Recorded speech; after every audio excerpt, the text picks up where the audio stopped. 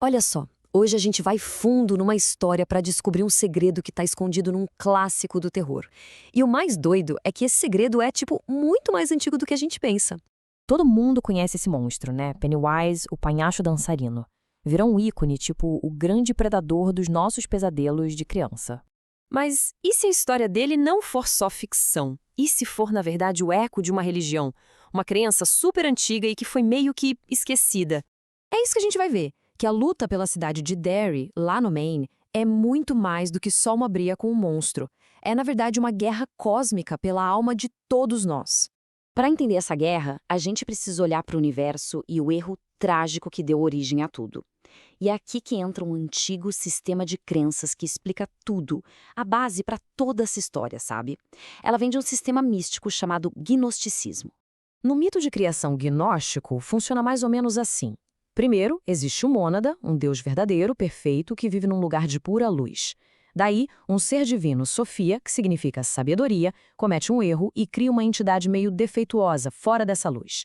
Esse novo ser, o Demiurgo, é arrogante, não sabe que existe um deus verdadeiro e constrói o nosso mundo material como uma prisão.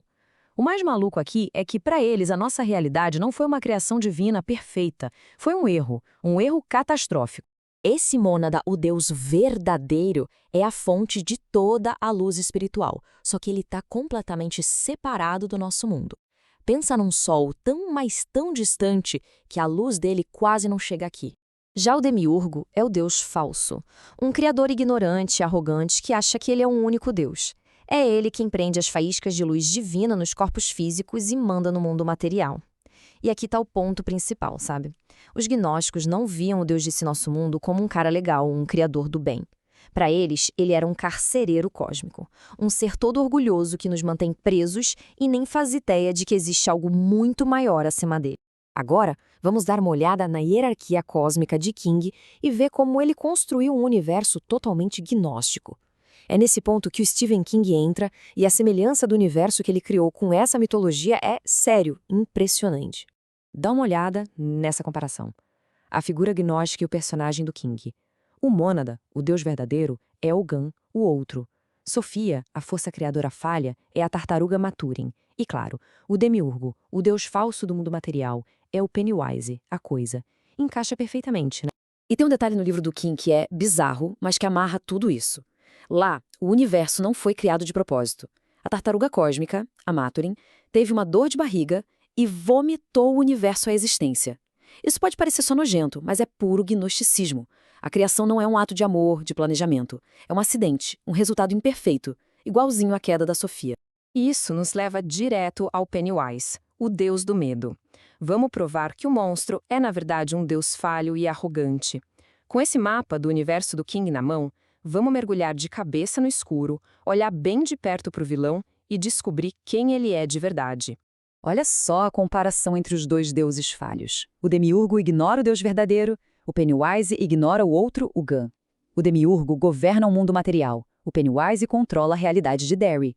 O Demiurgo prende faíscas divinas nos corpos, Pennywise prende almas nas luzes da morte. E o principal, o Demiurgo se alimenta de energia negativa e o Pennywise se alimenta de medo. Os paralelos são absurdos. O próprio Pennywise diz isso com todas as letras. Sabe, o medo salga a carne, o medo te deixa mais gostoso. Ele está dizendo na nossa cara que se alimenta de energia emocional negativa. O medo não é só para assustar, é o alimento dele. Isso muda tudo. Derry não é uma cidade, é uma fazenda. Pennywise é o fazendeiro e o medo é a plantação. A verdade é assustadora. Aquele ciclo de terror a cada 27 anos não é por acaso, não é aleatório. É uma colheita. Pennywise está cultivando as pessoas de Derry só para depois colher o sofrimento delas. Então, como se libertar disso? Vamos falar dos forasteiros que despertaram e entender por que só o Clube dos Otários podia ver a verdade. Se Derry é essa prisão, essa fazenda, como é que alguém consegue escapar?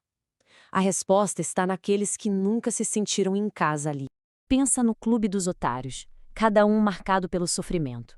O Bill com a gagueira, a Beverly com a pobreza e o abuso.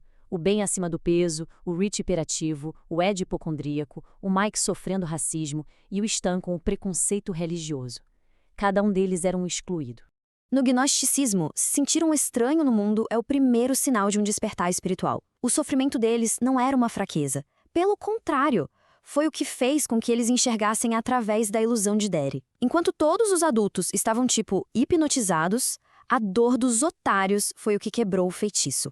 Isso nos leva à grande questão: como matar um deus? Existem dois caminhos para a mesma revelação. A batalha final está chegando. E tanto no livro quanto no filme, a gente vê um caminho para alcançar a gnose, aquele conhecimento secreto que liberta. Existem essas duas formas de gnose. No final do livro, é uma batalha de imaginação, um duelo psíquico, onde a vontade do Bill vence a do monstro. Já no final do filme, é uma batalha de crença. Os otários fazem o monstro encolher, xingando ele, tirando a crença no poder dele, até ele ficar minúsculo. O mais legal é isso: os dois finais chegam na mesma verdade gnóstica, só que por caminhos diferentes. E isso revela a verdade gnóstica final. O poder de um Deus falso é pura ilusão. Uma ilusão que só existe porque a gente alimenta com o nosso medo, com a nossa crença. Então, fica a pergunta: se um Deus que se alimenta de medo pode ser derrotado simplesmente quando se para de acreditar nele, o que isso diz sobre os medos que governam as nossas próprias vidas? A história de Pennywise deixa a gente com essa reflexão poderosa. Talvez os monstros que a gente enfrenta só sejam tão grandes quanto a gente permite que eles sejam.